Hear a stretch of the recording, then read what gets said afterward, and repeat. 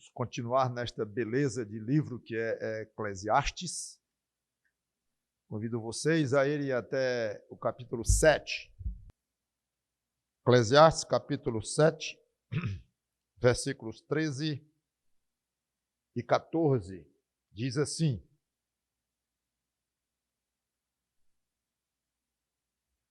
observe as obras de Deus,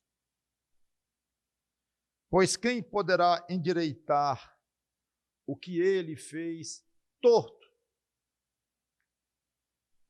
No dia da prosperidade, seja feliz. Mas no dia da adversidade, considere que Deus fez tanto este como aquele, para que o ser humano não descubra nada do que há de vir depois dele. Vamos orar. Santo Deus, nosso bom Pai, obrigado por esses conselhos do teu servo. Entendemos ser Salomão, mas realmente não importa, mas aí está um servo inspirado pelo teu Espírito Santo para nos transmitir a tua palavra, muitas vezes de uma maneira clara, outras vezes de uma maneira bem obscura, que nos obriga a pensar e tentar tirar, entender, avaliar o que o autor quis dizer de uma maneira que seja, obviamente, aprovada pelo restante das Escrituras, aquela lição. Então, nos ajuda no que está contido nesses 2 versículos hoje. Em nome do Senhor Jesus Cristo, pedimos nossa santificação diária e que essa pregação venha contribuir para isto. Amém. Esses 2 versículos parecem ser bem distintos um do outro, mas eles têm uma certa relação, pelo menos a maneira como eu vejo, como se o 14 fosse uma espécie de um complemento do 13. A primeira coisa que me levou a pensar assim foi o mesmo verbo hebraico usado nos 2 versículos. Tem o mesmo verbo aqui, isso significa bastante. Para quem quer entender com mais profundidade alguma passagem das Escrituras, olhe os verbos, especialmente quando há um repetido. Então, aqui tem, no versículo 13, observe as obras de Deus. No versículo 14, considere. Estão vendo? Que Deus fez tanto esse como aquele e tal. Muito bem. Essas 2 palavras no português são traduções do mesmo verbo no hebraico, que significa, de fato, observar, considerar. Então, já podemos dizer que pelo menos uma coisa em comum os 2 versículos têm. O desejo de Salomão que o ouvinte considere, pense, reflita. Só isso é muito importante. É para levar o leitor a pensar. Observe as obras de Deus. Em si mesmo aqui já é uma grande exortação. Muitas pessoas são rasas, preguiçosas de pensar, não gostam de refletir sobre coisas mais sérias da vida. Quanto mais nas obras de Deus, além de refletir na maravilha que nos cerca, que muitos nem querem, nem notam direito, mas outros até que podem gostar disso, mas não vão além.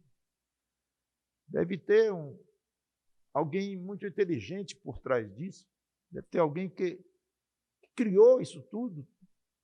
Tem muita lógica que as coisas, uma sequência, uma repetição muito coordenada, e a forma como é feita, os homens procuram entender e vão descobrindo de pouquinho em pouquinho, mas sempre tem muito mais para descobrir do que foi já descoberto, e é impressionantemente inteligente. E outros não creem nem que Deus existe. Tem de todo jeito. Mas a Bíblia, em várias passagens, convida o ser humano a refletir. Várias passagens. Há um capítulo, eu não vou ler, claro que é o capítulo inteiro do livro de Jó, do 39, em que o próprio Jó convida, ele faz uma reflexão interessantíssima sobre os animais, mas Deus falando na realidade. É Deus falando para Jó, e aquilo é transcrito pelo autor do livro de Jó, que pensando que seja o próprio Jó. Mas é Deus falando, olha o animal tal, quem foi que criou o avestruz? Quem foi que criou esse? E aquele? E isso? Tem reparado isso? Como se Deus estivesse dizendo para o piedoso Jó, crente Jó. Mas ele entrou numa crise tal, inclusive na sua maneira de entender a Deus, ele entrou numa crise muito grande por tudo que ele passou, que ele teve de ser repreendido por Deus duramente, e foi repreendido. Preste atenção, Jó. Não é assim fácil me julgar, me avaliar, não. Veja isso interessante. E Deus, então, recorreu, neste capítulo, à natureza que ele, Deus, criara. Reflita. Observe, Jó. E depois, no final, é espetacular. Jó disse que se arrependia em cinzas, porque eu conheci de Deus só de ouvir falar, mas não entendia bem dele. É um espetáculo. Porque Deus levou Jó à reflexão. Jesus usava muito a criação, muito em seus ensinos. Veja os lírios do campo, que não tecem e são lindos e tal. Os passarinhos, quantos tem? Um não cai, que não seja do conhecimento do vosso Pai. E vocês sabem observar os tempos, quando as nuvens estão avermelhadas, ou estão assim, ou estão assadas, vai chover, não vai chover. Vocês sabem até interpretar bem isso, mas não sabem discernir os sinais dos tempos, fazendo muita comparação. Sou o bom pastor, ovelha, sou a porta das ovelhas. Muita coisa da criação de Deus já feita, outras coisas que o próprio homem criou, partindo da criação, ele usou muito tudo isto. Muito. Por quê? Porque ele queria que as pessoas comparassem, vissem, olhem isso. Agora, de uma maneira mais profunda, olhem aquilo. É isso que ele fez. Era uma técnica dele, de fazer com que a reflexão em coisas mais óbvias levasse a reflexão em coisas mais profundas. Era isso que ele queria, e tornar mais fácil o que ele queria dizer. Paulo falava da importância de aprender. Aqui eu quero ler duas passagens. Filipenses 4 e 9.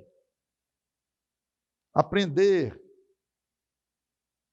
Crescer na observação das coisas. Filipenses 4 e 9.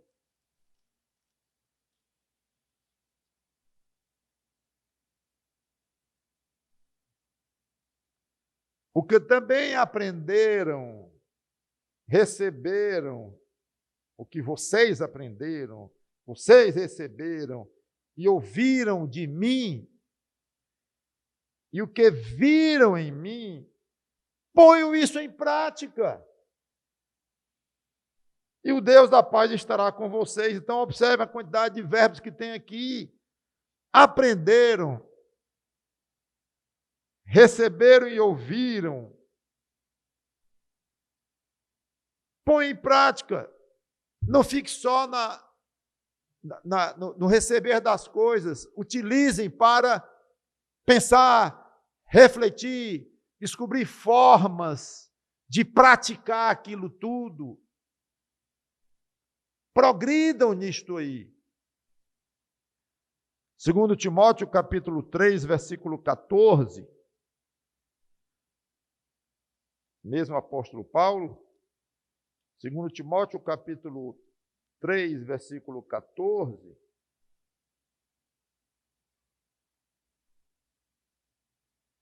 Quanto a você, permaneça naquilo que aprendeu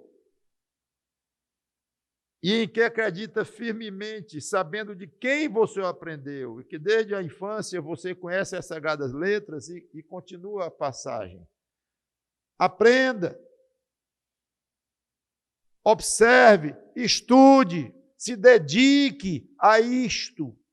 Não venha aprendizado sem um labor em cima disso, sem uma ação proposital ou ações propositais de consultas, de conversas, de ouvir de quem entende mais, e observando, vendo tudo. Observe as obras de Deus, Salomão diz. Esteja atento. Mas logo depois da exortação geral, Salomão afina o foco. Ele direciona em qual obra de Deus, mais especificamente, o leitor deveria refletir. Eu parei na primeira parte da frase, observe as obras de Deus, e se ele parasse aí já era, como eu disse, uma grande exortação, em tudo que você vê ao redor reflita. Mas ele diz, dentre elas eu quero destacar um tipo, uma classe de obras de Deus. Pois quem poderá endireitar o que ele fez torto? Ou seja, é bom refletir no que parece torto, errado, ruim neste mundo. Claro que é bom refletir também no que é bom, no que é agradável e tal, mas não é o que ele quis jogar à luz dele. Ele quis lançar a luz dele, partindo do geral, ele particularizou. Eu quero que vocês prestem atenção, eu exorto vocês a prestarem atenção nas coisas esquisitas deste mundo, tortas, ruins, desagradáveis, injustas. Reflitam nisto. Eu acho espetacular, porque a Bíblia convida mesmo para dizer, pode mergulhar. Não tem medo. Dizer, não, isso aqui ninguém faz, isso aqui é um tabu. Ninguém pode fazer isso porque Deus, a gente não consegue explicar isso aqui de Deus e pode ficar meio ruim para Deus, essa explicação. Vocês sabiam que tem teólogos que, para poder defenderem Deus, inventam respostas para não ficar ruim para Deus. Não, Deus é injusto. Por que ele é injusto? Porque tem pobre, porque tem rico. Não, mas o motivo, aí ele quer que fique bem para Deus e não pareça nem um pouquinho uma injustiça dele, ou assim, um ato autoritário dele. Aí ele elege uns e não elege outros. Cadê a justiça desse Deus? Não, é o seguinte, é porque esse eleger de Deus não é bem eleger. Ai, não? Não, porque fica pesado, né? Dizer que Deus elege um e não elege os outros e dizer que Deus é amor. Como é que fica isso? Fica muito ruim para Deus? Eu acho que fica um pouco. Então vamos fazer o seguinte, vamos dar uma ajeitada aqui. Essa é a eleição de Deus, não é bem eleição, não. É apenas uma maneira de dizer que ele consegue ver o que vai acontecer. Então ele joga uma graça geral para todos os homens, através de Cristo, e daí para frente, cada um decide totalmente, dentro da sua própria condição e capacidade, decide se quer ou não aceitar Cristo como Salvador. Pronto. Mas não é que Deus escolheu esse, aquele, não, não é essa, não. Ele só sabe, o João vai aceitar, o Raimundo não vai, o José vai aceitar, o Fernando não vai. É só isso a eleição de Deus. Conversa fiada, não é. A Bíblia deixa claríssimo que Deus escolhe mesmo. Mas como é que pode ele ser um Deus de amor, escolher um e não escolher os outros? Dá para entender perfeitamente? Não. Mas aí não fica bem para Deus. Aí vem homens lúcidos que dizem assim: pena que muitos teólogos inteligentes, brilhantes, querem de boa vontade amaciar as coisas para Deus e querem que não fique tão esquisita a imagem de Deus diante do mundo. Então é muito mais fácil compreender e aceitar no nosso padrão de justiça que Deus só fez saber quem ia. Ele não se meteu naquilo, não. Porque se ele se meter, ele não é mais justo. Que história é essa? Aí parece que querem vir, parece não, querem vir em defesa de Deus e se dão mal. Não precisa defender Deus, não. Deus se defende só. Deus não precisa de ser humano nenhum para estar defendendo a ele, não. E brigando por ele, no sentido de querer que o homem entenda um pouco mais coisas que a Bíblia diz ao contrário. Não faça isso, é erro. Pode ser bem intencionado e tal, mas não é saudável. Agora, que você vai lutar para Deus no sentido de pregar o evangelho, aprofundar o reino dele nessa terra e tudo, é claro que você vai batalhar, lutar, servir a Deus. Não estou falando nada nesse sentido. Eu estou falando é de criar explicações para Deus ficar melhor na foto, como é uma expressão bem popular hoje em dia, para ficar melhor a imagem de Deus. Não se preocupe. Se você pregar a eleição para 10 pessoas e 8 disserem assim, injusto esse Deus, como é que eu posso ir para casa? Quer dizer que eu prego o evangelho, e na hora de pregar eu faço Deus parecer mais injusto. Quer dizer, injusto que ele nem é, mas eu botei tudo contra Deus ali. Pois que bote. Se você pregou as Escrituras, claro, não desvirtue a Bíblia em nada, por qualquer que seja o seu argumento. Nunca. Deus não vai aceitar isso. É talvez um pouco duro isso que eu estou dizendo, mas é fato. Fique quieto. Não quer falar? Não fale. Tem vergonha de dizer que a doutrina da eleição é desse jeito? Não diga e se entenda com Deus lá. Porque não é para ter vergonha, não. É para dizer é desse jeito. Estou citando uma, por exemplo. Poderia citar outros exemplos. Então, quero que vocês reflitam no que parece torto. Pode encarar, pode dizer aí. Não tem problema. Deus não tem cerimônia de ninguém, não.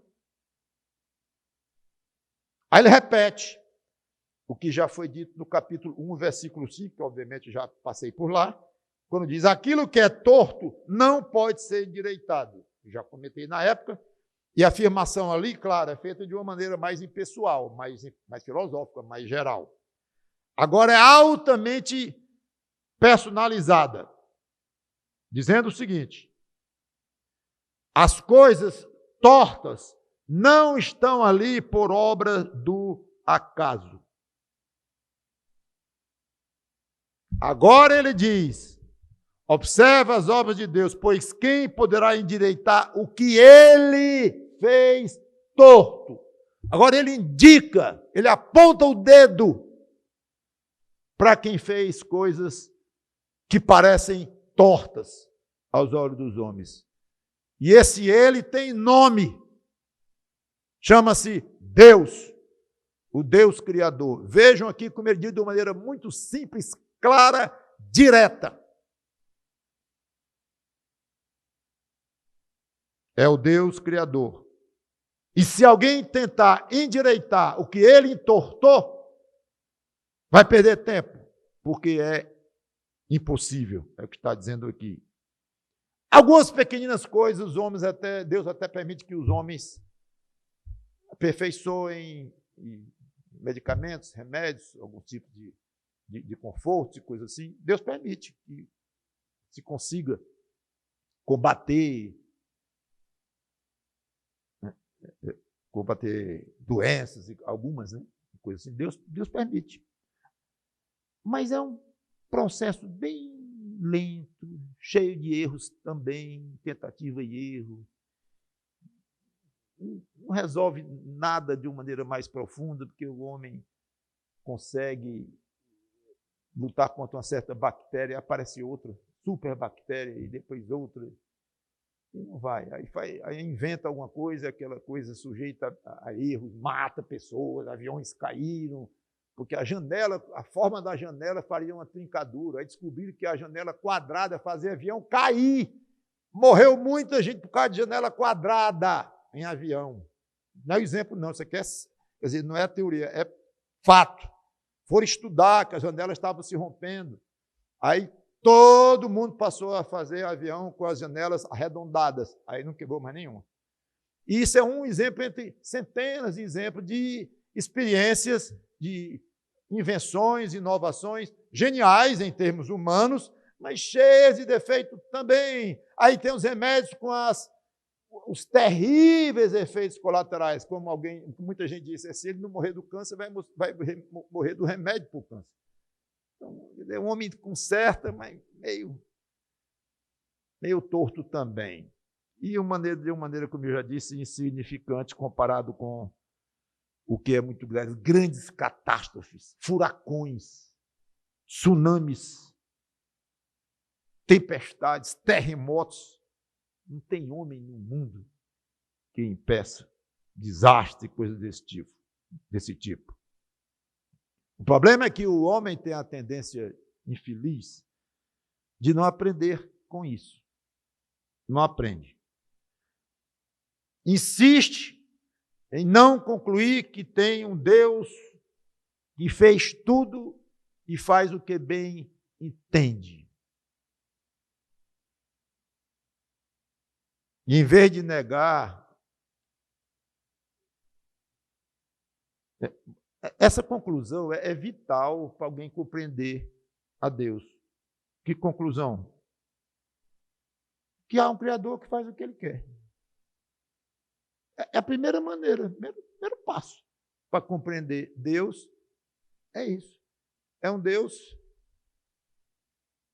que faz o que quer. Fez o universo todinho, não pediu a opinião de ninguém, continua fazendo algumas coisas agradáveis a nós, outras coisas tortas ao nosso ver, de acordo com os nossos padrões, vou deixar claro, Salomão não chegou a explicar, eu estou falando aqui torto e tal, ele diz logo o que é torto, Deus fez torto, ele está logo dizendo e pronto, mas é óbvio, ele não está admitindo que Deus fez coisa errada e errou, e experimentou e se deu mal na experiência e ficou torto mesmo, não.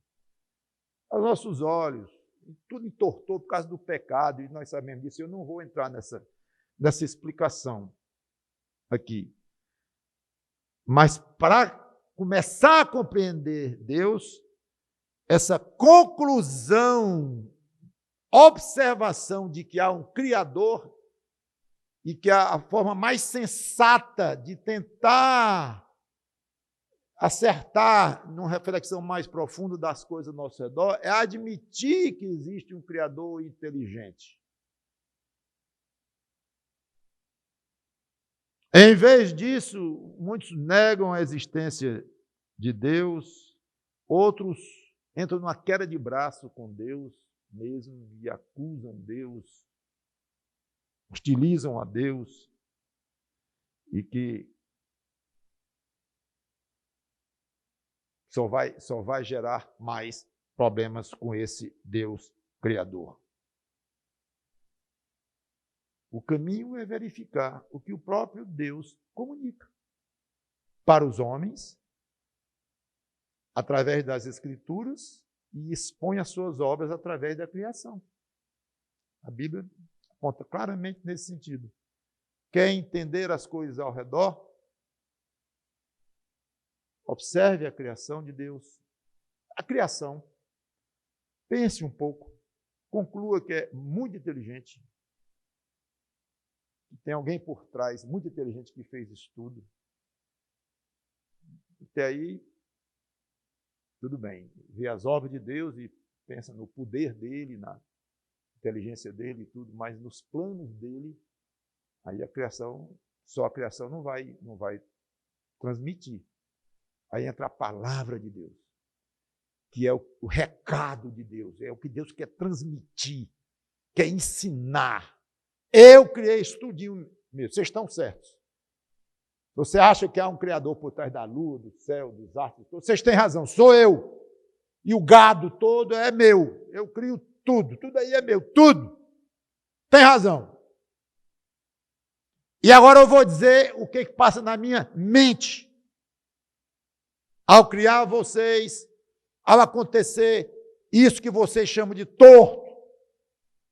Aí ele explica a história até onde ele quer revelar, deixando muita coisa, claro, sem revelação. Até porque nós não iríamos nem compreender os motivos mais íntimos dele. Mas através das Escrituras, ele explica coisas que nós não iríamos nunca entender olhando para a lua, por mais bela que seja a lua ou um pôr do sol.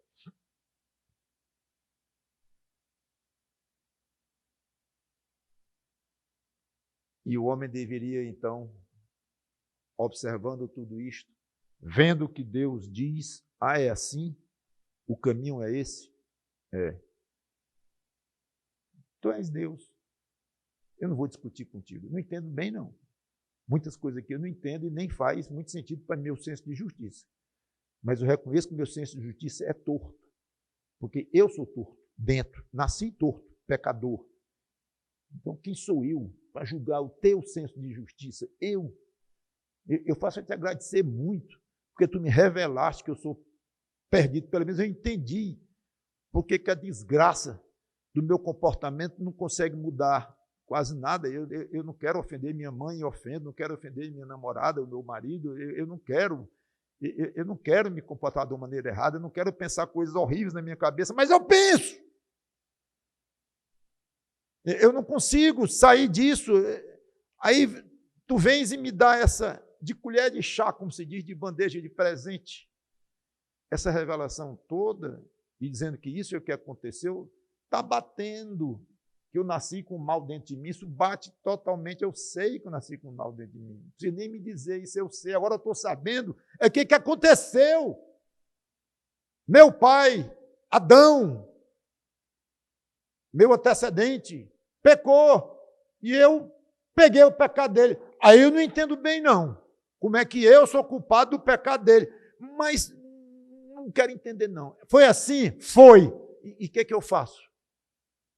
Faça promessa para mim e cumpra. Ou procure ficar cada vez mais bonzinho e ajude as velhinhas a atravessarem a rua. Ou dei muito dinheiro para a sua igreja. Não. Eu sou um bom cidadão. Não rouba, não fuma, não sei o quê, não sei o quê. Não. O caminho é esse aqui, Cristo. Aí ele explica. É meio esquisito. Veio alguém do céu, que é Deus também, se tornou homem e morreu. E ao morrer, o meu pecado foi perdoado. Senhor, isso é meio esquisito para mim. Mas é assim? Então é. E aos poucos o ser humano vai descobrindo que não é tão esquisito, não.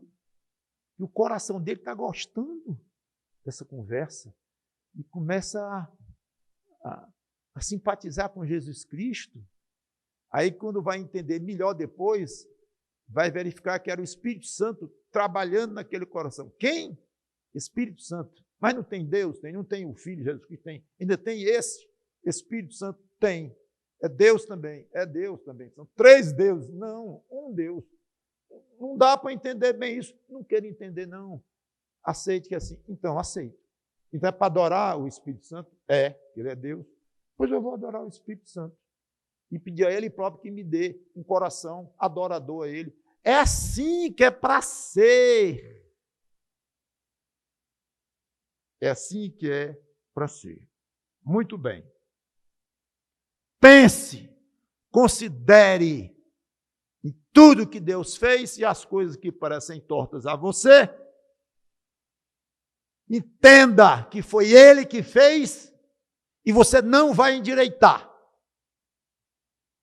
Aí ele aprofunda no versículo 14. Ele aumenta mais a lente. Assim é que eu interpreto. Então, além de observar as coisas ruins da vida em geral, do mundo, da vida de todos aqui embaixo, além de Salomão lhe convidar para refletir nessas coisas aparentemente tortas, agora eu quero mais de você. Eu quero que você reflita, não é agora na humanidade, nas coisas erradas, nos terremotos. Não, não. Você vai refletir no que é ruim para a sua própria vida. Agora você vai olhar para dentro, ao redor de si, que é a sua vida, e para dentro de si. Observe agora, você. Aí ele entra com um conselho altamente pessoal. Ele não fala mais para 2 pessoas, ou 3 ou 4. Não, ele fala para uma. O comportamento individual de cada um, uma reação que cada um deve ter. Qual é a reação correta quando passar pelo torto? Pelo chamado torto, ruim, a adversidade. É exatamente isso. Observe as coisas de Deus em geral, saiba e conclua sensatamente que Ele criou tudo isso, ninguém entorta coisa nenhuma do que Ele desentorta, nada do que Ele entortou. E, quanto à sua própria vida, vou lhe dizer, meu filho, minha filha, Salomão dizendo, a maneira de reagir com os seus tortos, os seus dias tortos, difíceis, complicados. É isso aí. E lá vem o conselho dele.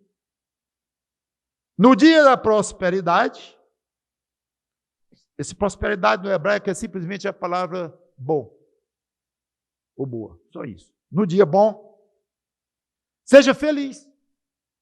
Mas no dia da adversidade, no hebraico quer dizer mal, só isso. Então ele usou bom e usou mal. Simplesmente. No dia bom, seja feliz. Mas no dia mau, considere que Deus fez tanto este como aquele. Que conselho. Salomão admite, logo de saída, claramente que cada um passa por seus próprios dias bons e dias maus. E o seu dia bom pode não ter nada a ver com o meu dia mau. E você pode ser minha esposa, meu filho, meu colega. Você está tendo um ótimo dia, eu estou tendo um péssimo dia. Pode acontecer. Pode acontecer que seja bom para os dois. Ou quando é uma coisa que tem a ver com 2 pessoas, 2 amigos, 2 cônjuges, 2 irmãos, ou coisa assim. Pode ser que a notícia ruim de família vai ser ruim para toda a família. Claro, vai ter todo jeito.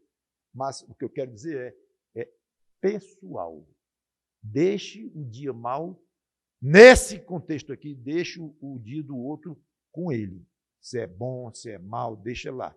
Não quer dizer que você não vai ajudar, tá? Não é isso. Mas, para efeito aqui de saber como é que você reage, deixe o outro reagir como ele há de reagir. Se ele reagir bem, bom para ele. Se ele reagir mal, ele vai dar conta com Deus. Mas é com ele. Quem vai dar conta da forma como reage ao seu dia bom é você. E ao seu dia mau é você também. Peso é seu de encarar corretamente ou erroneamente o seu dia bom e o seu dia mau. Ele já tinha dito no capítulo 3, lembra que tem tempo para todo o propósito debaixo do sol. Plenamente coerente isso aqui. Dia para rir, dia para chorar, dia para nascer, dia para morrer. Então, que há um dia mau e um dia bom, é claro. E você sabe que não precisava nem a Bíblia estar dizendo isso. Porque você sabe. Esse aí, uma criança de 3 anos de idade sabe que tem dia mau e tem dia bom. Não tem jeito. Rapidamente o ser humano percebe isso. Mas Salomão, então, vai além de admitir que de fato existe. Ele diz o que fazer. Mas é bonito, eu acho muito interessante, o pragmatismo de Salomão é excelente para ajudar cada um na caminhada difícil desta vida, que é difícil mesmo, é dura mesmo, sabemos disso. Então, ajuda cada um nessa caminhada. E ele faz de maneira prática. Existem dias bons, existem dias ruins. Porque tem alguns que são mais românticos, ou mais sonhadores, que resistem a encarar de frente o fato de que existem dias péssimos. Não, mas se olhar por aquele ângulo, lá pelo outro ângulo, não sei o quê, não é tão ruim assim, porque é ruim sim. Agora que pode tirar lições e tal, pode. Mas o fato de poder tirar lições quer dizer que não é ruim? É ruim. Eu sempre gostei, pessoal meu, o que é azedo, o que é doce. E o que é ruim, o que é bom. Não gosto de arrudear as coisas. Para mim, esse pragmatismo tem me ajudado muito, porque ajuda a discernir as coisas com mais exatidão. Não bota uma lente desfocada que romantiza as coisas e começa a não enxergar a realidade. E ver coisa onde nem existe. E uma doença grave, não é doença grave, é meu pai que está passando por isso, é minha mãe, é meu filho que está passando. Mas é. Aí quantas pessoas dizem, não, mas vai dar tudo bem no fim. Como? Você sabe o câncer que ele tem? Você sabe o estágio que ele está? Você sabe onde é o câncer que ele tem? Você sabe a percentual de cura desse tipo de câncer? Aí você disse a mim, vai dar tudo bem. Que é isso? Ele vai morrer, esse meu querido ou querida, de acordo com a medicina. O ver milagres é outro assunto. Mas pelo pragmatismo da vida, ele vai morrer, está condenado. E é assim. E muitos encaram assim e se dão melhor, penso eu, do que os que se recusam a reconhecer este fato e ficam enganando a si próprios. Acabam médicos e outros vendo que aquela pessoa prefere ser enganada e toma engano, e ilude, não é bom para ninguém. Então, Salomão, é bom, é mal, é mal. Você vai ter dias bons e você vai ter dias maus. Pronto. O importante é você saber o que faz com um e com o outro. Aí é outra história. O que fazer? Já pensou alguém bater na sua porta? Ou você ouviu um barulho 2h30 da manhã antes? Não, deve ser o meu amigo vizinho que deve estar vindo aqui pedir um copo d'água. Alguém fuçando a sua porta. Você não está vendo que você é um arrombador? Não, meu vizinho, vai. Abre a porta. Tum. Não encara. Pois bem, não distorça a realidade. Enfrente as durezas da vida. Agora, tudo bem que você vai procurar alívio para as durezas da vida. Como eu já comentei, desenvolver a arte de ver coisas positivas nas adversidades, tirar lições daí. Tudo bem, a Bíblia está cheia de passagens assim mesmo, nos ensina a ver as coisas boas. Eu estou com um espinho na carne. Estou. Paulo disse. Não, Paulo, que espinho? Não, rapaz, é um espinho na carne, mensageiro de Satanás para me esbofetear. Mas, rapaz, é dramático. Dramático, está com problema aí, ninguém sabe nem que problema exato era aquele. Alguns acham que era a visão dele, outros que talvez fosse epilepsia, outros fosse. Ninguém sabe direito. Outros acham que era depressão, ninguém sabe direito. Mas seja como for, imagine Paulo dizendo isso para um irmão lá. Eu estou com um espinho na carne, mensageiro de Satanás para me esbofetear. Que irmãozinho, deixe de ser dramático. Não é assim, não. Isso é alguma coisa, entende? Você está passando uma situação, isso vai passar, vai ficar tudo bom. Não vai. Não vai, não vai. Como é que você sabe? Bom, no caso de Paulo era fácil. Porque Deus me disse. Cristo me disse. Ele disse? Disse. E não vai tirar isso de mim, não. Eu pedi 3 vezes. Não acredito. Você pode acreditar. Ele te disse isso. Para não pedir mais, disse. Esse é o nosso Deus, gente. Ele nos faz saber coisas difíceis. Não esqueça a passagem que ele disse para o profeta Ezequiel: hoje à noite eu vou tirar a menina dos teus olhos. Sabe o que isso significa? Vou matar a tua mulher. Deus disse para Ezequiel. Sim, mas a mensagem está só na metade. E eu não quero choro público, lamento, desgrenhando os cabelos, como era tipo na época, rasgando a roupa. Não quero nada disso, entendeu? Vou matar a tua mulher hoje à noite. Disse o dia, hoje. Deu nem aviso prévio. E eu não quero ver lamento público. Um show. Não quero. Mas eu vou perder minha mulher hoje. Que conversa, rapaz. Não é que você viu falar num negócio desse?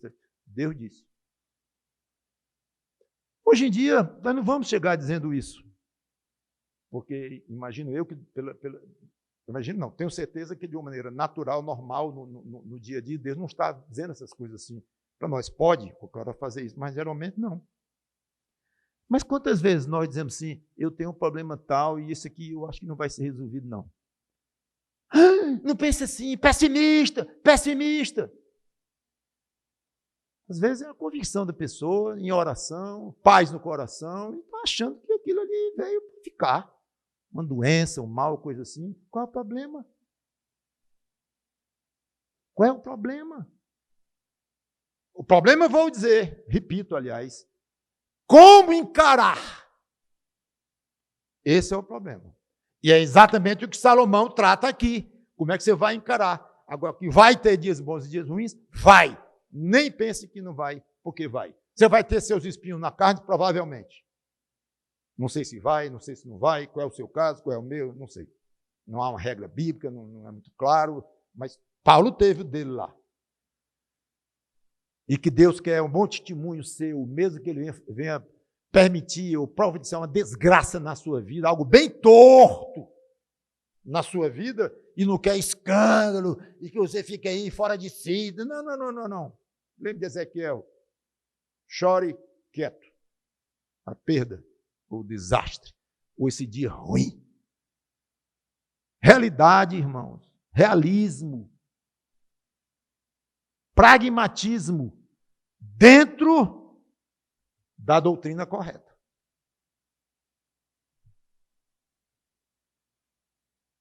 Então, procurar alívio, ver coisas positivas, aprender lições, tudo bem. Mas sem negar o fato de que há dias muito sofridos. Agora, por que será que Deus decidiu por essa alternância? Por que Ele não deu logo dias bons para todo mundo? Não é um Deus maravilhoso? Um Deus de amor? Deus de misericórdia? Dia bom para todo mundo. Acabou. Essa resposta levaria muito tempo para responder, pregações para explicar, livros, e os livros seriam incompletos, porque a gente não ia atingir o âmago da profundidade dos propósitos de Deus, de permitir a entrada do pecado no mundo e tal e tal. E poderíamos dar alguns motivos com base bíblica, porque que Deus permite essa alternância. Não dá logo de bom para todo mundo. Um é óbvio que está reservado para o céu, mas eu quero comentar o que Salomão comentou, não vou sair do texto. Salomão nos brinda com um motivo, pelo menos. Por que tem dias bons e tem dias ruins? Por que essa alternância? Eu vou pular um pedaço do texto, depois eu volto, porque eu achei que faz mais, torna mais fácil compreender. Vamos a Eclesiastes 7. Não foi fácil tomar essa decisão, não. Mas, obviamente, não estou alterando nada, é a ordem do texto. Mas não foi fácil eu tomar essa decisão. Então, no capítulo 7, voltando a Eclesiastes,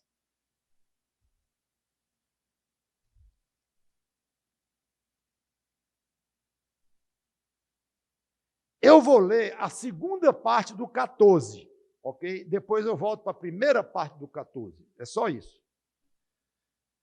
A segunda parte do 14 diz: para que o ser humano não descubra nada do que há de vir depois dele. Aqui eu acho que o assunto não é vida após morte, mas do futuro na Terra. E eu acho que aqui explica o dia bom e o dia mau. Eu acho que aqui não é explicação para o dia mau, que pode dar a entender aqui, porque falou primeiro no dia bom e depois no dia mau. Isso para quê? Tá? Então, à primeira vista parece que está explicando alguma coisa do dia mau. Eu não vejo assim pessoalmente. Eu acho que ele está explicando o conjunto, bons e maus, dia bom e dia mau. Por que isso? Vai e vem, vai e vem. Que coisa complicada, que coisa sofrida, essa sanfona. Pois é. Por que isso? É a pergunta que eu fiz, né? Por que essa alternância? Acho que a resposta, uma das respostas vem aqui, como muitas outras. A alternância de dias bons e dias maus deixa o futuro de cada um nesta vida completamente nas mãos de Deus. Você não sabe, não é nem se hoje vai ser um dia bom e amanhã um dia mau. Você não sabe se hoje vai ser um dia misto. Metade do dia excelente, metade péssimo. Não sabe. Ou você vai ter uma semana boa de primeira e depois um mês ruim.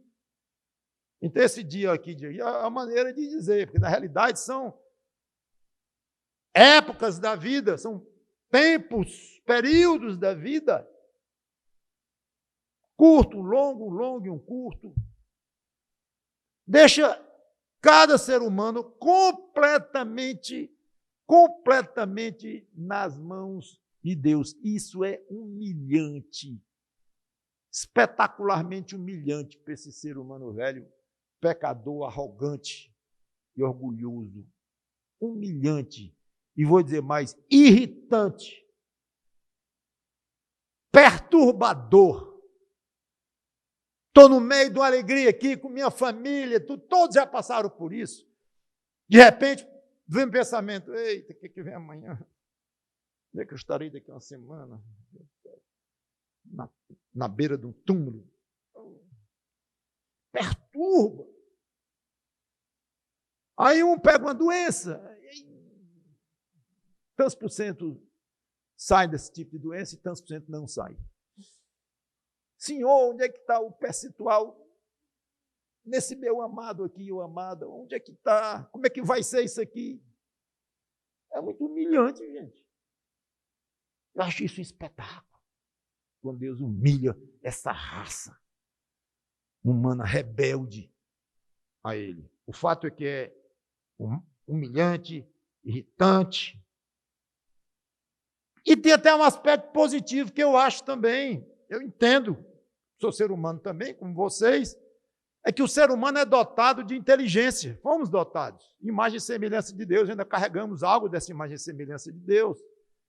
Então, nós somos dotados de poder de organização, de programação. Então, é natural que a gente queira programar as coisas. A Bíblia até diz, ninguém faz uma torre sem calcular os custos. É humano isso. Senhor, como é que eu vou calcular? Como é que eu vou fazer um projeto se eu não sei nada do que vai acontecer? Faz parte. Tanto que Tiago diz, faça seus planos de Deus. E diga, se Deus quiser, esse fatorzinho aqui irrita para muita gente. Esse tal desse se Deus quiser. Eu estou tendo um plano aqui excelente, estou bem intencionado, não vou roubar ninguém, é tudo certo, tudo correto. É claro que isso vai dar certo. É não. É não. Quer dizer, que eu tenho que dizer, se Deus quiser, não como expressão, mas você tem que realmente aceitar, se Deus quiser, é. Mas eu fico muito amarrado aqui. Exatamente, é isso que eu estou querendo dizer. Deus amarrou o ser humano a essa escravidão aqui, a esse detalhe desgraçado de que hoje é um dia bom, amanhã pode ser um dia horroroso. Vocês acham que isso é o que Deus tem no coração alegremente para os filhos dele? É não. Tanto que eu já disse, mas não é o toque que eu vou dar hoje, não é essa questão de vida eterna, que vai ser todos os dias espetacular. Eu não podia deixar de me referir, que é ali sim, ali é o que Deus planejou para nós, é lá. Novamente a questão de não ser romântico, de tirar romantismo do meio e ver com objetividade. Então aqui é ruim. Mas tem momentos bons? Tem. Mas tem momentos ruins. E a mistura dos momentos bons com os ruins é ruim. A mistura em si. Quem é que gosta? Eu gosto assim. Surpresar. Surprise me, que hoje é moda nas propagandas. Surprise me. Então eu gosto de ter um dia bom, um dia ruim, eu gosto de uma alegria, eu gosto de ter uma tristezona amanhã. Você gosta? Então eu acho que eu sou meio esquisito. Porque eu acho horroroso. Tem um dia bom aqui e não sei se amanhã vai ser mal. E depois? Ou é uma semana aqui e um mês lá. Ou é um mês aqui e uma semana lá. É horrível, gente. Mas é. E a Bíblia diz, considere, reflita e saiba que é assim mesmo. Não adianta querer distorcer e fazer de conta que não é. Não faça de conta as coisas que Deus não quer que você faça de conta. Encare. Agora, jogue toda a força que você puder jogar, de romantismo, de esperança, de fé, de tudo, jogue na vida eterna em Cristo. Aí pode jogar, está liberado. Aqui, não é lugar para muito romântico, não. Eu estou dizendo romântico nesse aspecto. Não é que o rapazinho vai ficar apaixonado pela mocinha e vice-versa. Não estou falando isso. Vocês estão entendendo. É uma maneira de ver a vida meio floreada, que não é realista. Não ajuda nem a si próprio e nem ajuda os outros ao redor, porque vão dar conselhos meio fora. Certamente. Então, é razoável nós acharmos ruim isso, porque nós queremos programar. Nós queremos nos prevenir. E a poupança? Estou ficando velho. E a poupança? Vai dar? Porque você vai ter exemplo de alguém que tem essa poupança na sua idade e deu. E vai ter exemplo de outro que não deu, que acabou os dias bem necessitado de presentes. Não aguento nem pensar nisto. Pois saiba que pode acontecer. Realista. É assim. Ou seja, você pode querer se programar, deve se programar, junte sua poupança no melhor modo que você conseguir, tudo bem. Calcule o custo das suas torres, no sentido dos seus custos, vai fazer reforma em casa, calcule o custo. Pode dar tudo errado, eu sei, mas faça, é o correto, é o normal, faça, mas sabendo a realidade. Muito bem. Então, doa quem doer. O fato é que o futuro pessoal de cada um nesta terra é vedado. Na terra que não sabe. Ninguém sabe. Já que é assim, como proceder na gangorra dos dias? Agora Salomão vem, agora eu vou lá para o versículo, para o começo do 14, eu fui para o fim, estou voltando. No dia da prosperidade ou no dia bom, seja feliz. Uma fórmula simplíssima e novamente pragmática. Seja feliz. Na Nova Versão Internacional tem aproveite-os bem. Na Revista Atualizada tem goza do bem. São 3 versões aí que eu estou lendo, todas parecidas. Aproveite! É o dia, tá bom? Tá. Aproveite! Aliás, Salomão já havia tocado nisso. Em Eclesiastes 3:12, eu vou fazer questão, porque eu tenho ouvido muita gente comentar, eita, as pressões de Eclesiastes são pesadas, eita, o livro de Eclesiastes chega e bota uma carga em cima da gente. Tal. Eu tenho medo de alguém assim não está entendendo bem ainda o livro de Eclesiastes, não. Daqui para frente eu acho que nem vai entender mais, porque eu estou no 7º capítulo e não estou conseguindo, mas eu vou continuar fazendo o que eu posso. Mas eu tenho tentado, de todo jeito, mostrar o quanto que o livro de Eclesiastes, além de ser um livro realista, que mostra a dureza da vida, mas, ao mesmo tempo, ele mostra caminhos espetaculares, Ele mostra opções excelentes, sem nenhum rodeio. Olha aqui, Eclesiastes 3:12, como diz. Sei que não há nada melhor para o ser humano do que alegrar-se e aproveitar a vida ao máximo. Daí eu preguei sobre isso. Então, quando você diz que Eclesiastes é um livro só pesadão e para baixo e tal, você está se esquecendo dessas passagens de Eclesiastes. Não faça isso, não. Eu não esqueci, garanto, nas pregações. Aí é com você. Se você vai tirar de Eclesiastes depois disso tudo, é com eu livro não vou nem ler, porque é muito pesado, me deixa meio abatido, meio depressivo.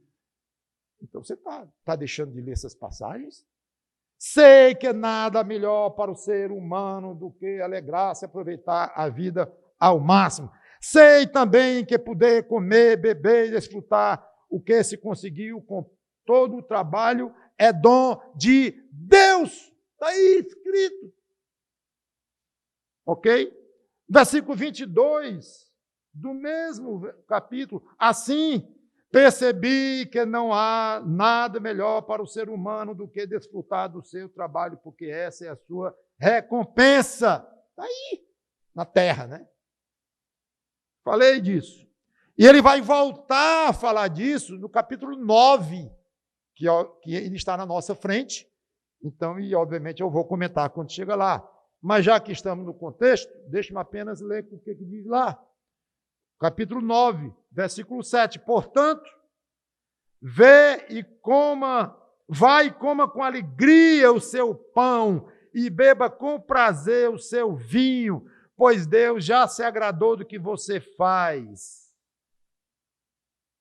Que as suas vestes sejam sempre brancas e que nunca falte óleo sobre a sua cabeça. Aproveite a vida com a mulher que você ama, todos os dias dessa vida fugaz que Deus lhe deu debaixo do sol.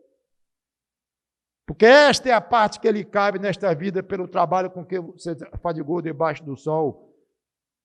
E a passagem continua. Espetacular. Eclesiastes. Então, lembrando isso aí, não esqueçam que Eclesiastes não hesita em mostrar que há coisas boas na vida e que essas coisas boas podem e devem ser usufruídas. É até recomendável que a pessoa viva de uma maneira agradável diante de Deus. E ao mesmo tempo em que aproveita do que é bom, do que lhe diverte, de curtir bons relacionamentos, boa comida, conforto. Sim. Não há pecaminosidade intrínseca nessas coisas, como Paulo diz em 1 Coríntios 6:12. Todas as coisas são lícitas, não que todas convêm. Não vou ler lá, podia até ler, falar um pouquinho mais, mas não vou ler. Então, a pessoa agindo com sabedoria e temor a Deus, prazeres assim gostosos da vida são aceitáveis a Deus.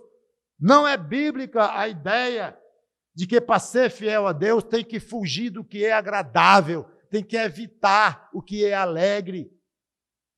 Viver fazendo sacrifícios pessoais, uma espécie de um autoflagelo, mesmo light, mas uma espécie de um autoflagelo constante para poder não ter muita alegria, porque assim desagrada a Deus. Quem disse? Se Ele está dando alegria a você, aproveite. É isso que Eclesiastes está dizendo claramente. Então, no dia bom, aproveite, seja feliz. E no mal? Eu estou mais interessado no mal, pastor, porque ser feliz no dia bom é fácil. E é mesmo, né? Mas o dia mau é que complica. Se nós fôssemos esperar o oposto do seja feliz ou goza do bem, então seria algo como, no dia mau, entregue-se à infelicidade. É o contrário de seja feliz, né? No dia bom, seja feliz. No dia mau, curta a sua infelicidade. Não. Não. Ou então, amargue o mal. No dia mal, amargue o mal. Não. Encare com naturalidade a chegada do desânimo, da tristeza, até mesmo de uma depressão. É natural isso. Não é o que diz, não. Não é nada disso. Então já sei o que é. No dia mal, corra para o psicólogo. Leia o mais recente livro de autoajuda. Corra lá para os mais indicados, os mais vendidos e vá ler o mais recente. Ou veja o mais novo vídeo evangélico, com 100 mil curtidas e 12 passos para você enfrentar as dificuldades. Não, nada disso. Eu não estou dizendo que essas opções não prestam, não. Que não tem um momento de ler um livro de autoajuda, especialmente se for dentro dos padrões cristãos, claro, e ouvir uma pregação de alguém famoso e que ensina umas maneiras de agir aí muito boas, ou de um psicólogo. São coisas que têm os seus momentos e ajudam em horas específicas. Mas não, nada disso está na base da solução. Nada disso. Qual é a base da solução? Qual é o caminho bíblico para reagir no dia mau?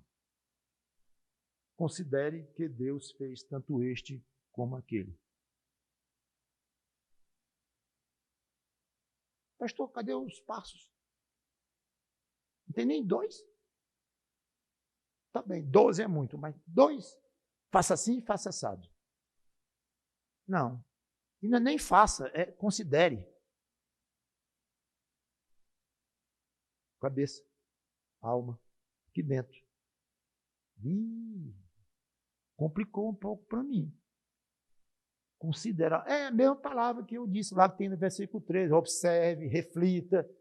É a mesma coisa. Reflita. Que Deus fez o dia bom e o dia mau. Sim, vamos para a solução. É ela. É a solução. Eita, pastor. Pegou. Eu não sou muito de refletir. Eu tenho uma notícia boa para você. Não sei se você já sabe, mas agora saiu o último aplicativo que reflete por você. Sabia não? Pois é.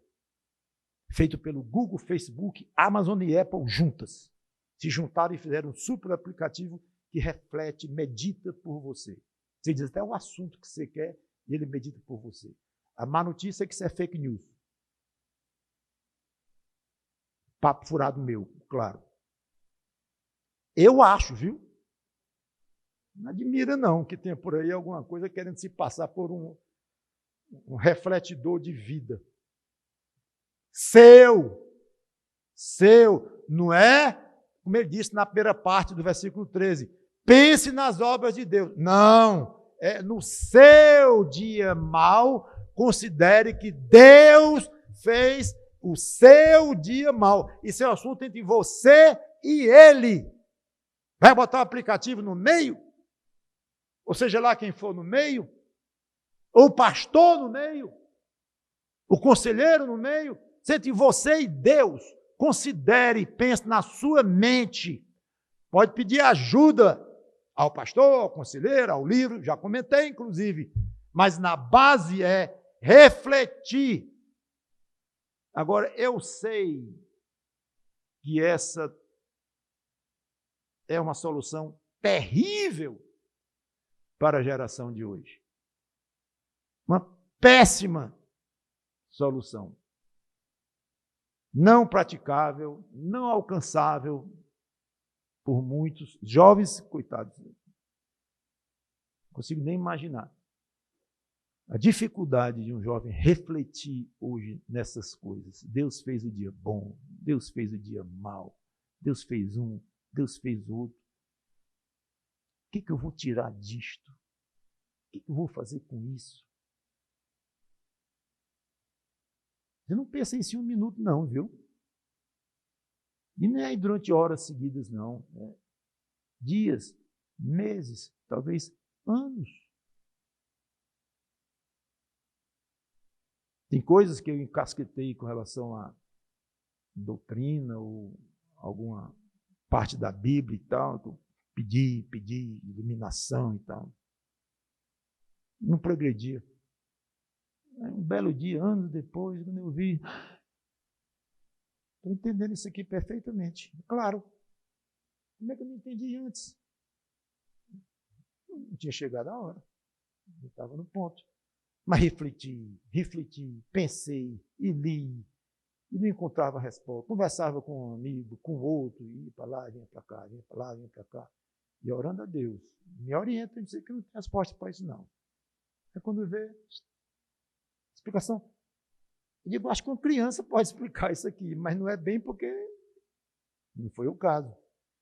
Então, quando diz aqui considera, não é considerar hoje, eu vou tirar 15 minutos para considerar isso. Eu tenho 15. No máximo 20 minutos que eu tenho para considerar isso aqui. 3 vezes por semana. Do jeito que eu vou lá para fazer minha ginástica lá, musculação e tal, eu vou tirar 3 vezes por semana para refletir em cima disso aqui. É até bom que você tire mesmo. Ótimo. Excelente. Mas não vai ser bem por aí, não. É uma reflexão mais calma, com a mente mais aberta, com mais tempo. Não só o tempo de cada espaço reservado, mas tempo ao longo da sua vida. Medite, pense em Deus, nas coisas de Deus, nas providências de Deus. É isso. Encerrando rapidamente, eu quero fazer algumas implicações, lembrar, benéficas para quem segue esse conselho. Pastor, o que tem de prático nisso? Primeiro, para de se revoltar, de se entristecer demais, se desesperar com as épocas difíceis, talvez até se rebelar, ou ficar apático. Uma reação ruim. Não compatível de quem raciocinou, refletiu. Quer saber de uma coisa? Deus me deu os dias bons, não foram gostosos? Um espetáculo. Pois o mesmo Deus deu os dias maus. Então eu não vou me revoltar contra ele, absolutamente me chatear. Não, ele deu um, ele deu o outro. Isso ajuda muito. E se houve dias bons para trás, provavelmente vai haver dias bons para frente. A gangorra. Claro, vai chegar um dia que sua vida encerra, e talvez se morrer de uma doença lá e tal, pronto, não houve mais dia bom nesse sentido. Mas, via de regra, tirando o finalzinho da sua vida, vai ter alternâncias. Então, teve bons dias, tão maus hoje, vai ter bons de novo. Vou esperar. Agora ainda é pouco reconhecer só que Deus fez tudo, você não pode fazer nada e tal, agir com passividade, otimismo, gerando dias melhores. Isso é bom, tudo bem. E não é explícito na passagem em si, mas é completamente claro no livro de Eclesiastes, na Bíblia, de uma maneira geral, que ela nos autoriza a esperar do crente atitudes mais ativas do que apenas esperar e se conformar. Ativas em termos da nossa comunhão com Deus. A reflexão é uma atividade altamente ativa. Ela é uma posição ativa. A reflexão, ela dizem que o exercício mental cansa muito mais do que o físico. Ele puxa, ele tira energia de você. O raciocínio, o pensamento, a reflexão. Então, nem pensar que reflexão é uma coisa passiva, só ver a minha rede, pensando, até chegar o sono. Não é isso, não. É duro, é difícil, e requer de você concentração. Você foge, e volta de novo, e pensa, aí se frustra porque encosta na parede, não adianta mais. Pare, como eu disse, vá para o dia seguinte, depois, e vá tocando, até Deus lhe dar mais conhecimento. Não precisa nem ser conhecimento, mas É um entendimento, mais paz no coração, mais largueza de alma para aceitar essas coisas. Então, mais algumas sugestões e estaremos encerrados. Se você gostou do dia bom, reconhece que Deus é quem deu, é coerente que agora você tenha uma atitude, no mínimo, submissa e respeitosa a Deus no dia mau. É razoável. Gostei do dia bom. Dia mau? Não é razoável. Não é decente com Deus. Mostra desrespeito a Deus. Falta de consideração, porque Ele deu os dois. Essa é a base. Ele deu. Então, baixe a cabeça e o adore.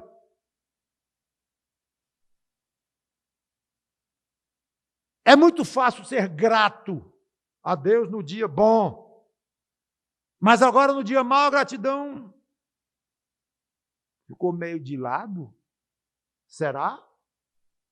Eu reconheço que é mais difícil ser grato no dia mau. Exige mais de nós, exige mais da fé, que não está agradável. Os nossos sentidos não estão gostando, é contra nossos instintos, nossa maneira de querer as coisas, e até de estar sem dor, ou assim, não, agora está com dor. Então é difícil, eu sei que é, claro, todos nós sabemos, mas não é por isso que a gratidão vai ser deixada de lado. E a Bíblia diz, vamos ser gratos em tudo. Então, ó, grato pelo dia mau. Eu não entendo por que tanta dureza, não precisa entender, não é questão de compreensão, é ser grato. Mas como é que eu vou ser grato se eu não entendo? Pela fé. Então, faz parte, aumente a sua fé, estenda a sua fé nos dias maus, estenda as suas considerações profundas. Por isso que o próprio Salomão diz, é melhor estar numa casa de enterro do que numa casa de festa e tal. Já expliquei isso aí, inclusive. Me lembrei agora, tem a ver com isso aqui. Os dias maus são mais propícios para você mergulhar mais nas coisas básicas da existência, dos planos de Deus, tudo mais. E muita gratidão. Eu acho que não é o caso nosso aqui, mas de muita gente aí fora é.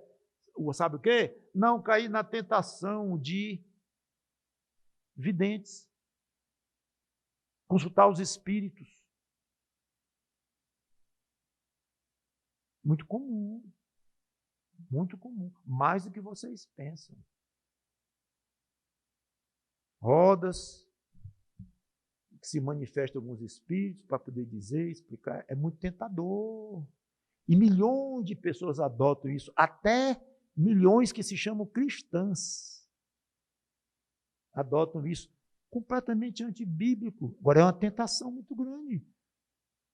Porque o dia está péssimo. Eu não estou aguentando, eu vou querer saber até onde isso vai. Eu quero alguma revelação sobre o meu assunto particular. Não tem da parte de Deus. Se tiver da parte do diabo, pode falar em Jesus Cristo, falar em Deus, falar bonito, mas a palavra de Deus não aprova isso. Como eu disse, eu acho que não é muitos que têm essa tentação, mas eu sei de crentes sérios que adoeceram de uma maneira pesada e terminaram consultando algumas coisas nesse sentido. Para grande tristeza nossa de nós que soubemos. E terminou morrendo pouco depois da mesma doença. Não adianta. Não adianta. Simplesmente aceite, considere que Deus deu um e Deus deu o outro. Se os meus dias estão totalmente nas mãos de Deus, quanto mais eu me achegar a Ele, me submeter a Ele, melhor. Que Deus nos abençoe, nos ajude a proceder com sabedoria no dia bom e no dia mau. Dia bom, goze o bem, aproveite o bem. Obviamente, dentro dos padrões de Deus. Dia mau, considere que Deus deu, mesmo Deus que está lhe dando o dia mau, deu o bom. Então, trate com ele da mesma forma. Seja digno, seja decente, seja coerente. E trate-o, respeite-o, ame-o e adore-o da mesma forma. Esse é o resultado final do que Salomão quis dizer. Vamos orar. Obrigado, Senhor Deus, pela tua palavra, que o teu Espírito Santo nos ajude a viver essas coisas. Em nome de Cristo, nosso Salvador. Amém.